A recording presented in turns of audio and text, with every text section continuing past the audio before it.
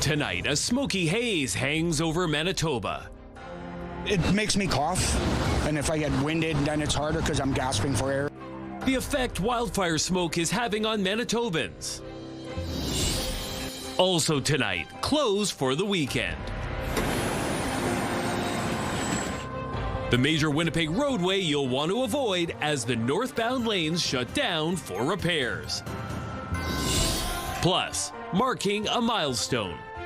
100 years, let's face it. How many people really get to celebrate an anniversary for 100 years? A look back at the Royal Canadian Legion's history and how it's looking toward the future. CTV News. Live from downtown Winnipeg with Marilee Caruso. Good evening. Thank you for joining us. Out-of-control wildfires in northern Ontario are having widespread impacts, including here in Manitoba. Yesterday and overnight, a haze of smoke blew into the province, prompting a warning from Environment and Climate Change Canada. CTV's Jeff Keel joins us now live. So, Jeff, how poor was the air quality? About as bad as it gets. The Air Quality Health Index was at 10 plus. That's considered very high risk. Nick Kozub says he lives with COPD, a respiratory illness. It makes me cough, and if I get winded, then it's harder because I'm gasping for air, so it goes a little deeper. So smoke that covered Manitoba overnight didn't do him any favors. I don't go out, or if I have to go, I'll take my vehicle. Like, I don't live far from here, so it's a short walk. Nearly 200 wildfires are burning in northern Ontario, with half of them out of control.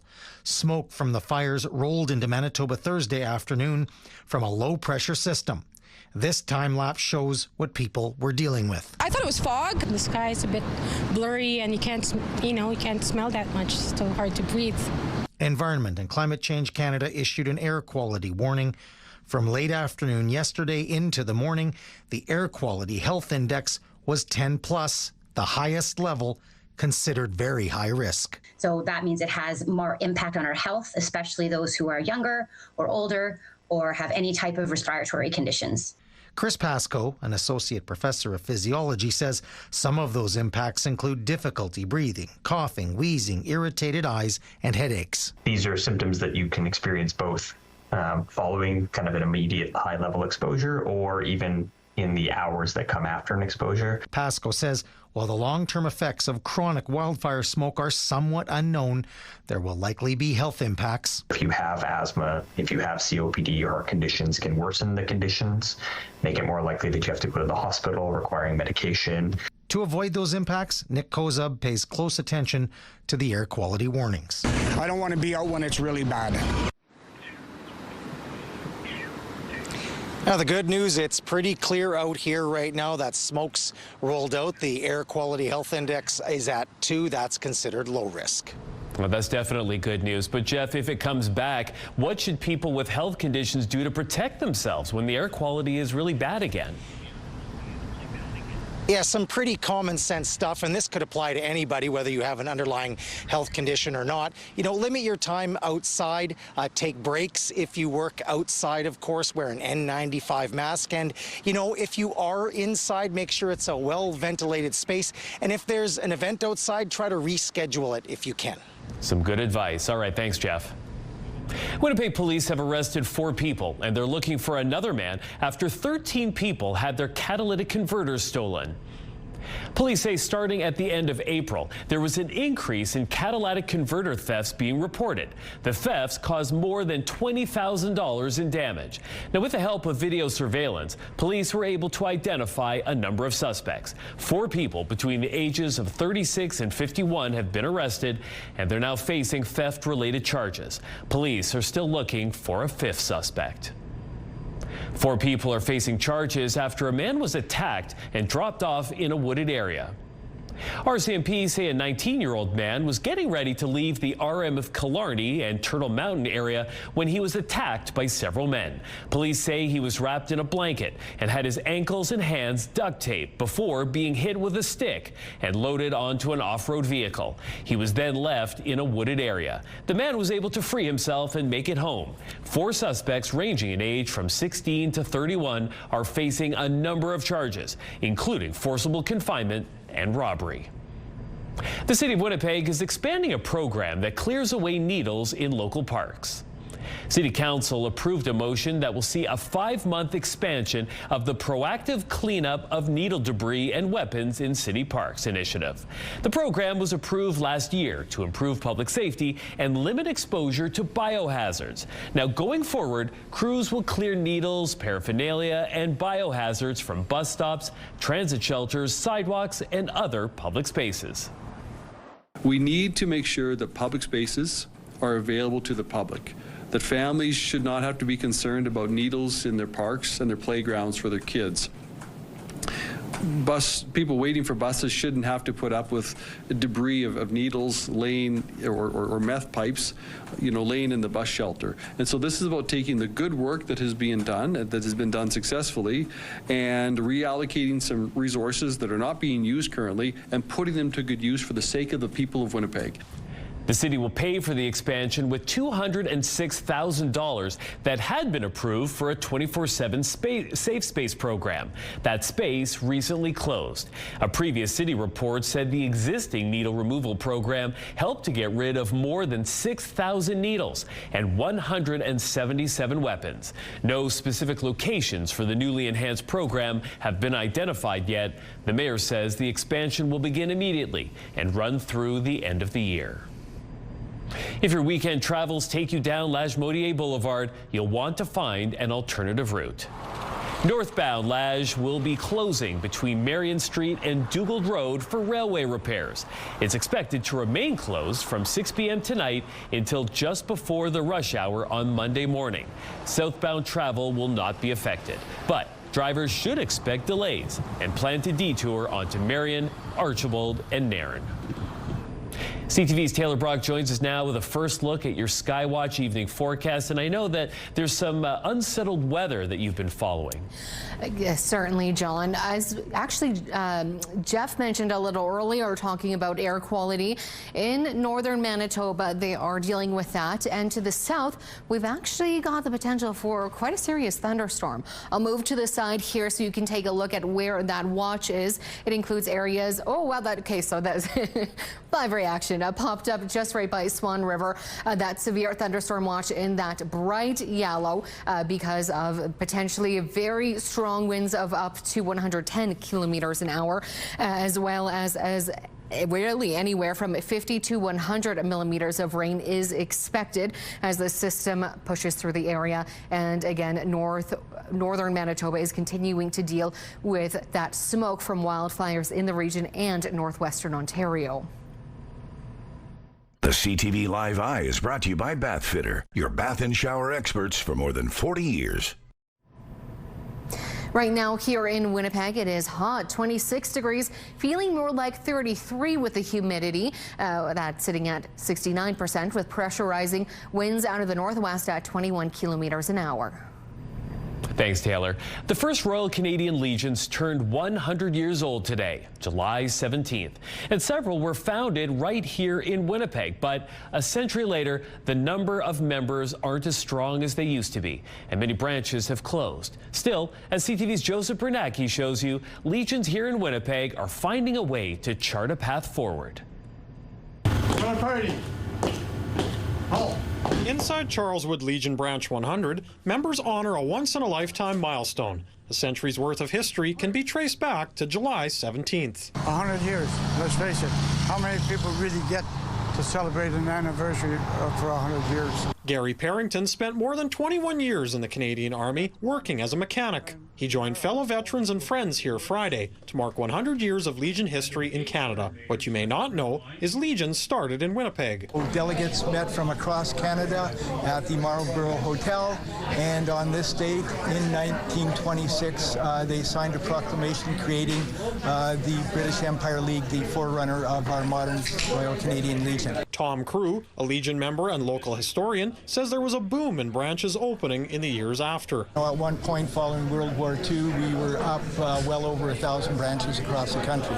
But these days, the Legions look a little different inside. Many of those who have served have passed on, leaving branches little option but to close or merge with existing ones. In our district, District 4, we have a couple branches that there's one, maybe two members, and that's it.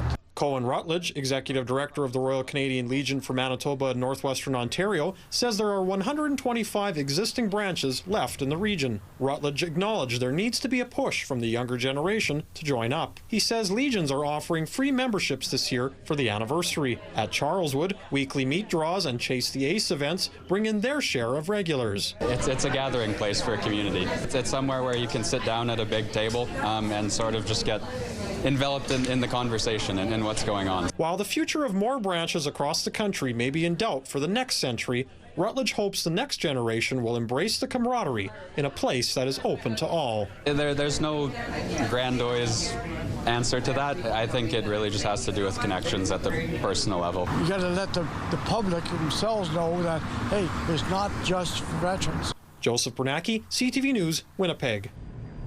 RCMP are asking for your help to identify some suspects after an ATM was stolen from a business in Dauphin.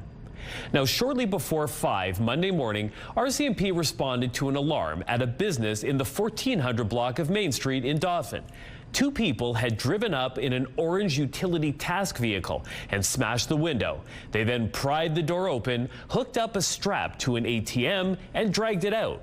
Police hope that you can identify the suspects in the surveillance video and track down the UTV, which had been stolen a night earlier from a nearby business. The UTV is a 2012 Kubota RTV 900 XT with an Alberta license plate UTZ62. Anyone with information on the suspects or the theft are asked to call Dauphin RCMP or Crime Stoppers. The Assembly of Manitoba Chiefs is offering its support to the Shamattawa First Nation after they declared a state of emergency. Right now, we are needing further supports to be directed to Shamattawa right now. That call comes as Shamattawa's First Nation deals with a growing hepatitis A outbreak. Hepatitis A is highly contagious, but it is preventable through vaccination and public health and hygiene measures. The declaration was made to strengthen the public health response and ensure the community has needed resources. There's so many different barriers to accessing, healthcare services, supports, especially being an isolated, remote First Nations community. So there's, more barriers that the community is currently facing in terms of preventative measures, vaccinations, needing more healthcare professionals in the community to support everyone right now. AMC is calling for immediate emergency funding, additional healthcare personnel, supplies, and vaccinations, as well as long-term investments in healthcare, infrastructure, housing, clean water, and sanitation. As of July 5th, 867 hepatitis A cases have been reported in Manitoba. City Council has approved the mayor's motion to maintain Winnipeg's tree planting budget. The motion proposed that the city increase its debt capacity from higher water and waste revenues to cover the tree budget cut. The $1.2 million shortfall came after the province directed the city to divert the money to the Assiniboine Park Zoo for upgrades to the Journey to Churchill exhibit. Now, earlier this year, the city received an extra $48 million from water and waste revenue. The bones of the new multi-million-dollar Sutton Place Hotel is rising in downtown Winnipeg, and the city is going to make it easier for people to access it once it opens. City Council has approved spending up to $3 million to connect the hotel to the public skywalk system. In 2018, City Council already approved a $2 million grant for public infrastructure for this hotel. The extra $1 million will come from a tax increment financing grant from the property taxes that will be generated by the hotel over roughly 5 years. The money, however, is conditional on getting matching support from the province. Manitoba families may soon see a change in the amount of their Canada Child Benefit payment on Monday. Now, starting this month, the federal government is increasing the monthly tax-free payment to help with the cost of raising children. Families can now receive up to $8,100 per child under the age of 6 and up to just under $6,900 per child between the ages of 6 and 17. That's a bump of $160 and $135 respectively. Nearly 153,000 Manitoba families benefit from the payments. Ottawa recalculates benefit payments every January based on tax information from the previous year. The Canada Child Benefit is set to arrive for this month on Monday. Ironing out some issues. Mexico is a critical partner for Canada. The discussions between Canada and Mexico as they brace for tense talks with their American counterparts. Markets now, and crude oil added $3.50. The loonie closed the week at 71.36 cents U.S. Gold futures gained $26. The TSX lost 76 points. The Dow Jones plunged 406, and the Nasdaq dropped 361. The federal justice minister has ordered a new trial in the case of a Quebec man who's fought for years to prove that he was a victim of a miscarriage of justice. Daniel Jolivet was convicted of a quadruple murder in 1994 and spent decades behind bars. CTV's Geneviève Beauchemin reports. Verdict de culpabilité à l'égard de Monsieur Jolivet. Daniel Jolivet read a letter he says he will frame and keep forever. It means freedom. It means finally, I got what I wanted, a decision from the Justice Minister ordering a new trial. In a statement, Justice Minister Sean Fraser wrote, "Our responsibility is to make sure Canadians can trust their justice system, and that means, in rare cases, returning cases to the courts for new information to be considered." Jolivet was convicted of a 1992 quadruple murder on Montreal's South Shore. 2 men linked to organized crime were gunned down along with 2 innocent young women. Now the Quebec Office of Prosecution will work with police and determine whether to hold a new trial all these decades later or simply drop the charges. Ça me roulait tout le temps dans la tête, tu comprends? Jolivet and his lawyers say they would prefer their day in court. He's not been fighting for all these years, not only to get back his freedom, but to tell the world that he's not the person who committed the crime. The decision handed down today had weighed heavily on Jolivet since December 19, 2025, the day he was granted bail and walked out of prison after 33 years. I'm innocent. I didn't kill nobody. His lawyer successfully argued there were significant issues with the disclosure of evidence at Jolivet's trial, including related to the testimony of a police informant. Jolivet was released pending the minister's decision, but struggled as he faced the prospect of returning behind bars. Jolivet will be back in court to ask for bail again as he awaits a potential new trial. Until then, he plans a quiet life. I will go fishing. I will take care of myself. I have a follow-up with a psychiatrist there. And he proudly showed off his fishing license. Jolivet says after all these years, he hopes the families of the victims in the crime will believe he is innocent. Geneviève Beauchemin, CTV News, Montreal. An unknown number of people are trapped after a massive landslide in China. The disaster happened in the southwest city of Chongqing. Multiple buildings as well as people were buried. Search and rescue efforts are underway after a huge section of a mountainside collapsed. It's believed that heavy rain may have triggered the event. Foreign Affairs Minister Anita Anand met with her Mexican counterpart in Ottawa today. It was the Foreign Secretary's first official visit to Canada. The meeting was focused on advancing shared priorities, but as CTV's Rachel Aiello reports, trade was inevitably the hottest topic given the looming CUSMA talks. A show of alignment today between Canada's Foreign Affairs Minister and Mexico's Foreign Secretary. Mexico is a critical partner for Canada. Though despite her Mexican counterpart asserting the two countries don't have any areas of friction, we only have areas of opportunities. Both are bracing for tense trade talks with the Americans, where they are trying to iron out different issues, an effort the Mexicans appear further ahead on. Very difficult to compare the progress on those substantive points as a whole. The U.S. has triggered annual reviews of the Trilateral Trade Pact, rather than the 16-year CUSMA renewal both Canada and Mexico wanted.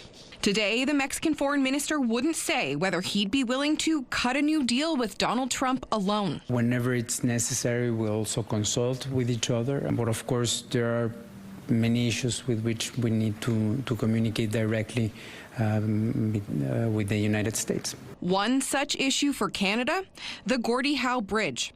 Amid continued confusion over what was agreed to see it open, today the Conservatives called out the Prime Minister for what Pierre Poilievre characterized as contradictory statements, calling on Mark Carney to release the deal so Canadians can see for themselves what you negotiated away. I think in due time it will come out, but right now it's likely just a negotiation tactic. Minister Anand said today that as talks heat up, Canada will keep working on all fronts to strengthen both bilateral ties as well as the North American relationship as a whole. Rachel Aiello, CTV News, Ottawa. One source of that stomach-upsetting outbreak in the U.S. has been linked to Taco Bell. U.S. health officials have identified lettuce from Mexico served at the fast food chain in 5 states as a source of the parasite, Cyclospora. A record number of cases have been reported in more than 30 states. Experts say there is likely more, though, than just one single source. Demanding action. American politicians are weighing in on heavy smoke from Ontario wildfires. Plus, anyone that lines up across from us, we want to go out and dominate them guys. The Winnipeg Blue Bombers get ready to meet the Red Blacks in Ottawa this Sunday. Well, if you've already gone to Taco Bell, hopefully your bathroom has air conditioning because temperatures are skyrocketing. We'll take a look at just how hot it's going to get and how sunny. Still to come in your complete Skywatch forecast.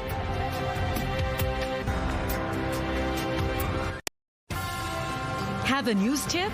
When you see news happening, let CTV News Winnipeg know. Text your tips, pictures, and videos to 10400. That's 10400. Message and data rates may apply. Heavy smoke from Ontario wildfires are affecting more than 120 million Americans.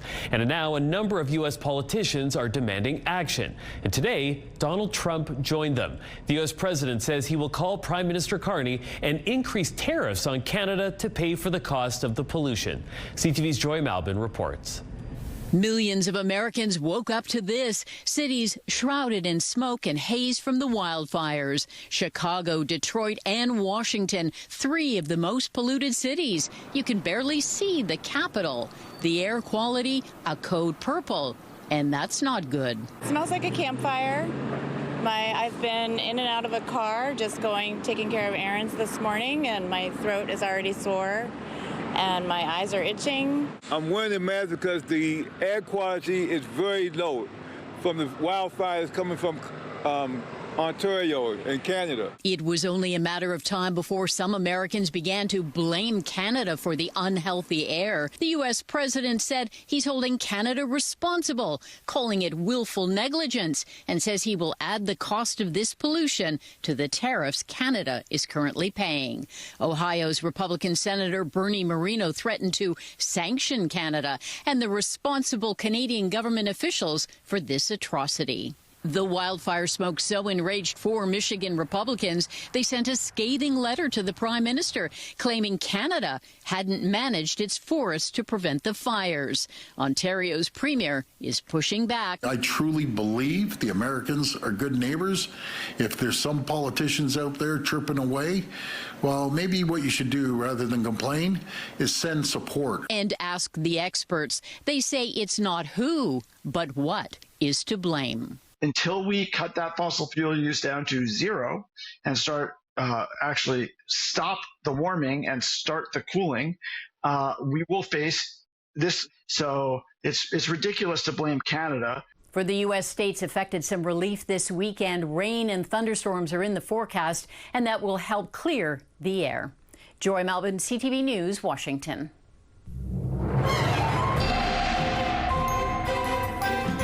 CTV Skywatch weather brought to you by South Beach Casino and Resort. Visit southbeachcasino.ca. CTV's Taylor Brock has your complete Skywatch weather forecast. And Taylor, at least here in the city, we're not having to deal with too much of that smoke anymore. That's right, John. What we saw yesterday has since cleared, although there is still smoke further north and, well, as you heard earlier, to the south. I mean, I would joke, build a wall, but they can't really afford it in the States. So taking a look at the north, though, where they are feeling the effects from wildfires in Ontario and nearby. This has been going on for, well, as you know, quite a while. It's not expected to end anytime soon. So folks in this area, continue to use precaution if you are more sensitive to smoke. Of note, though, in the south, particularly around Swan River and Roblin, Dauphin, you folks are also now included in this watch for a potentially severe thunderstorm. At this point, we aren't seeing any very serious weather at the moment. There's still, though, a risk of very strong winds and potentially hail. Now, this hail could be the size of a toonie with wind gusts of up to 90 kilometers an hour. Taking a look, though, at exactly what's going on, as you can see, that's the system here that we're talking about. There is a chance of some scattered showers, particularly in northern Manitoba. Ontario as well, you're getting quite a bit of rain, but hopefully that will not turn into a thunderstorm, which could only make things worse there. Overall, though, fairly clear, actually, particularly in Winnipeg. There's a chance tomorrow for most of the province to see a few clouds.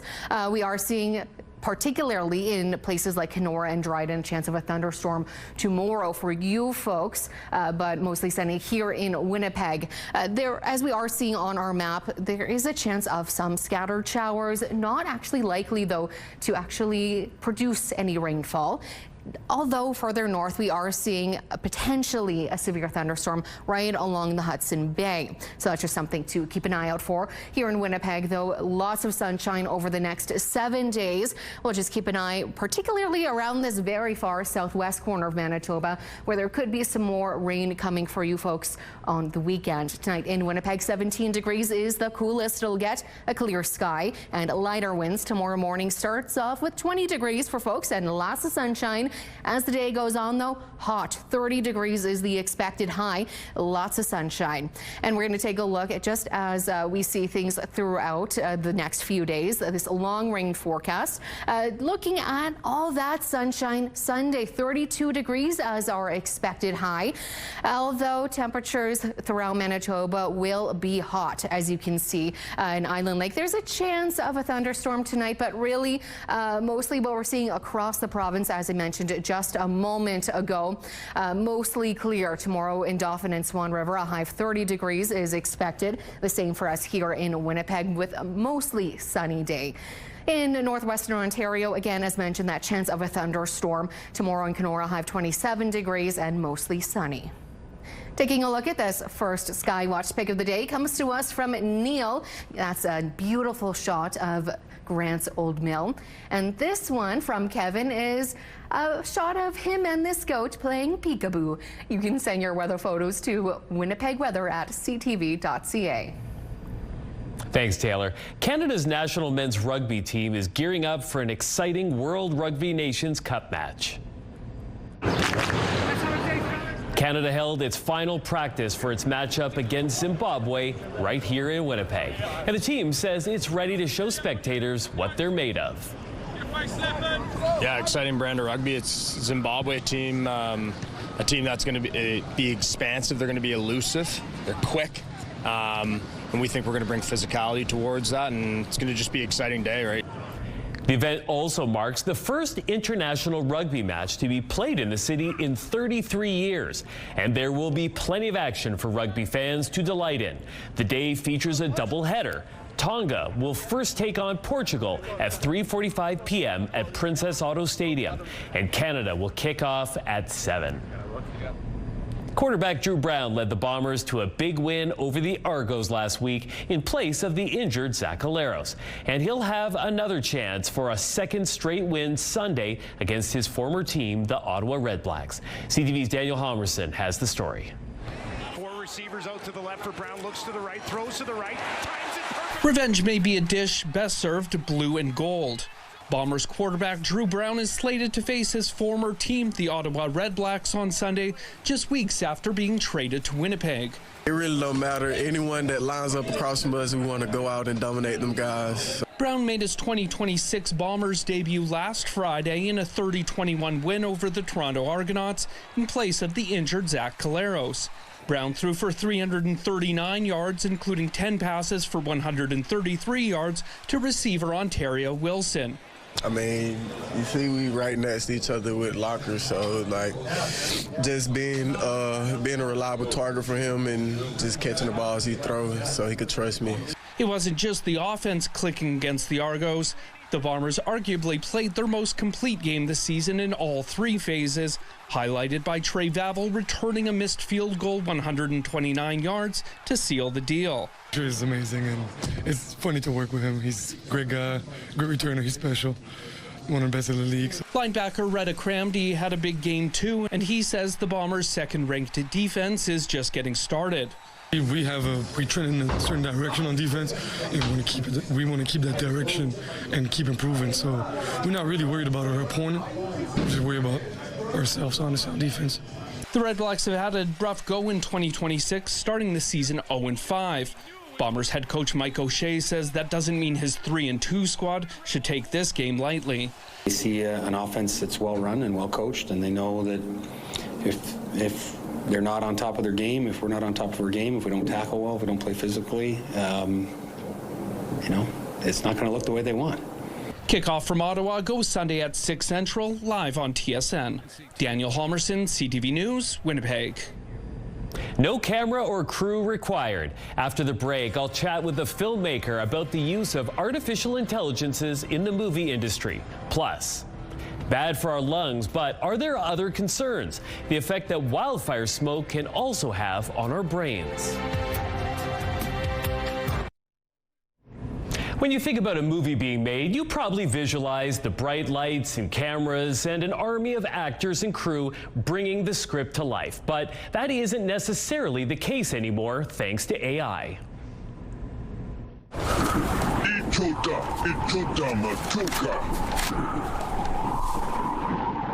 Winter's over.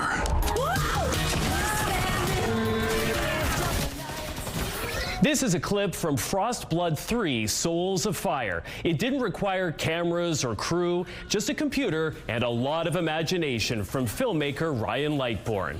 And he joins us now to talk more about using this technology for filmmaking. Ryan, thanks so much for making the time to speak with us today. Of course. Thank you guys for having me. You know, I think some people at home probably have the idea that you simply type a few lines into a program and it pumps out an entire fully realized video. But the kind of work that you're doing is clearly a lot more involved. Can you discuss the effort that's required to make films like Frostblood 3 and Satoshi Sunrise? Absolutely. So, I mean, I would start with the idea that this is more like an animated film, even though what I create is more photorealistic. It's like a mock live action type of film. But my pipeline is very much traditional filmmaking. Once I have those shots created, obviously the shot making process has completely changed from what you would have seen in the past with especially like the hyper realistic animated films. I think one of the early ones was like a Final Fantasy film, maybe in the early 2000s. But this is like animation on a whole nother level. And yeah, I mean, the pipeline, once I have my shots, is exactly the same as any other traditional film that I made in my filmmaking past. This just really speeds up the process. Now, one thing I've noticed is that the videos that you've published so far are short films. Is it technically possible for you to make a full-length feature using this same technology? How difficult do you think that would be? So right now there are many fully generative AI films in production, and not just projects that I'm working on. I'm working on 2 right now, actually. But just, again, talking to industry executives, like everybody knows this is the future. People have been very iffy about coming out about the fact that they're using generative AI because there's been a lot of sort of pushback about what it's going to do to jobs and careers and that kind of thing in the industry. But again, the industry has always been adapt or die, and it's always evolved due to technology. Like the music video scene changed a lot when cameras shrunk down into DSLRs and mirrorless cameras, and suddenly you don't need to spend $40,000 on a camera rig. You can buy it for $800. And that hit the rental houses. I remember the drone pilots had a great run for about 5 years until the technologies improved, became cheaper, more efficient.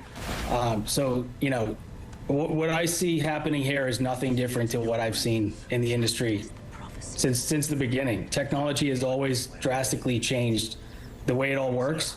I know that you've worked as a cinematographer on traditional film productions in the past. Do you think AI is going to eliminate a lot of actor jobs going forward?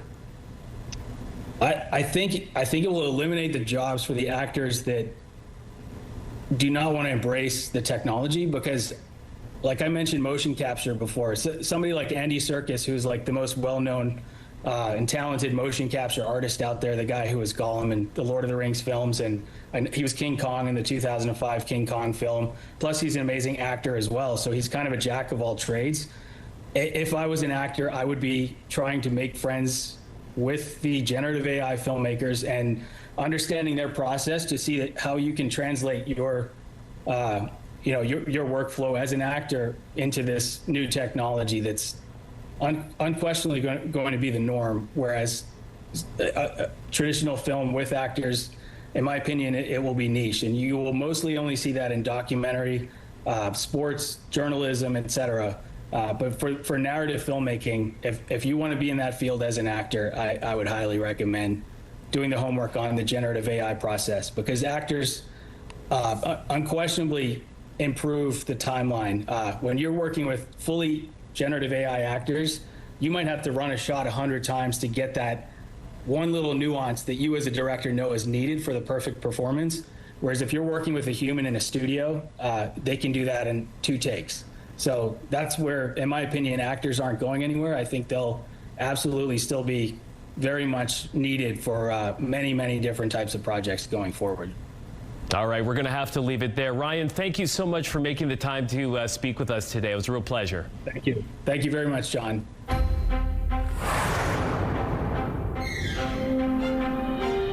We know that breathing in wildfire smoke is bad for our lungs, but experts are also raising concerns about the impact that it has on our brains. Researchers at the University of Calgary say tiny particles from smoke can slip into the bloodstream or get directly to the brain through the nose. Now, when toxins reach the brain, they can cause inflammation, resulting in fogginess, lack of focus, and headaches. That increasing exposure to these harmful particles can also cause long-term damage to brain cells, leading to cognitive decline. Women account for more than 57% of all stroke deaths, but many female-specific risk factors are not routinely addressed in care. CTV's Pauline Chan takes a look at the effort to change that. Shannon Langlois-Horkey was trying to catch her puppy Willow when she suffered a stroke in 2022. She was just 42 years old. It was instant. It was started to go dark. Everything started to kind of shut down. I could feel weakness, and I knew I was going to collapse. She was lucky she got help right away and did well with her rehab, but she says trying to navigate health services, like help for vision loss, was difficult on her own. We actually tried to integrate care through integrated referral pathway with neurology, family medicine, cardiology, OBGYN, psychiatry, and many other services. Dr. Alexandra Picula in the center, with Shannon on the left, leads the Women in Midlife Brain Health and Stroke Prevention Clinic, also known as WIM, at UHN. Why are the years between age 35 and 65 so important for stroke prevention? During the midlife, specifically for women, women tend to acquire high burden of vascular risk factors, specifically hypertension, hyperlipidemia, diabetes, metabolic syndrome, as well as what we call redistribution of adipose tissue or fat around the belly or visceral fat that also represent a risk factor for many cardiac diseases. Not only does the program pull together stroke experts from many different health specialties, it also offers shared medical appointments, group information sharing sessions. They promote peer support, improve health outcomes, and really reduce emergency department visits. We can look at diet, sleep, exercise, stress, mental health, social connections as well, like having a support network. Adverse pregnancy outcomes actually increase risk for stroke by almost 80% in the first year after that. And that risk is almost 14 to 15 times higher in the 3 years following delivery. The WIM program began in January and is open to women who are at high risk for stroke. Pauline Chan, CTV News. Medical Watch is brought to you by Manuke and Koster Denture Clinic.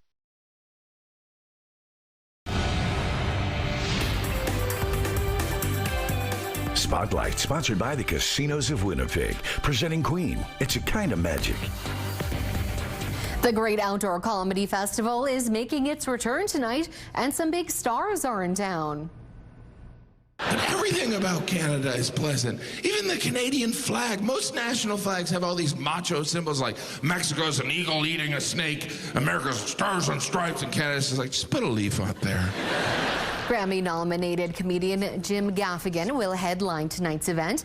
Viral content creator John Christ and comic Ryan Hamilton will also be performing. Master of None and Parks and Rec star Aziz Ansari will co-headline tomorrow's lineup with SNL alum Pete Davidson. And closing out the festival Sunday night is Matt Rife. Tonight's show kicks off at 7:30 at Assiniboine Park. More details can be found at greatoutdoorscomedyfestival.com. Also on this weekend, Fringe Fest is on at venues around Winnipeg. The Manitoba Stampede and exhibitions in Morris. Super Spike features volleyball with live performances from Fifi Dobson and Tyler Shaw. There's Japanese anime and pop culture at a convention icon. Winnipeg Beach has Boardwalk Days. The Arborg Ag Society hosts its annual fair and rodeo. Blumenfeld and Pinawa are both celebrating their birthdays. There's also fairs in Oak Lake and Cypress River. Enjoy live music at the Summer Winds Festival in Victoria Beach, Salamander Summer Music Festival in Brandon, and the Bankside Music Festival near Letellier. Oak Hammock Marsh celebrates its Dragonfly Festival. That's not all, folks. A full list of events is up on our website, ctvnewswinnipeg.ca. Some sad news out of the entertainment world. Oscar-winning actress Brenda Fricker has passed away. People pass me in the street. They see me, but they try to ignore me. They prefer I wasn't part of their city. Fricker appeared in more than 90 films and television shows over her 6-decade-long career, including as a homeless woman in Home Alone 2 and the mother in My Left Foot. It was that latter role for which she won an Academy Award, making her the first Irish actress to do so. Her agent says Fricker died Thursday night in Dublin following a period of ill health. She was 81. She normally packs arenas and stadiums, but Shania Twain is set to take the stage in Toronto tonight at a more intimate venue. According to my mother, I'm the next Daniel Tucker. This will mark the first time the country star has played the iconic Horseshoe Tavern. Twain got her start performing in bars in Timmins and describes tonight's performance as a, quote, full circle moment. The Horseshoe can only fit 500 people, and tickets to the show sold out immediately after going on sale Wednesday. Now to television. Tonight on CTV, Spring Break Murders delves into the disappearance of Natalie Holloway at 7. At 8, crime scene investigators uses surveillance video in a robbery-turned-murder case. And W5 Avery Haynes Investigates is on at 9. It's all right here tonight on CTV. When she told me, like, oh, you're going to be dancing, I was like, oh, okay, so who told you I could dance?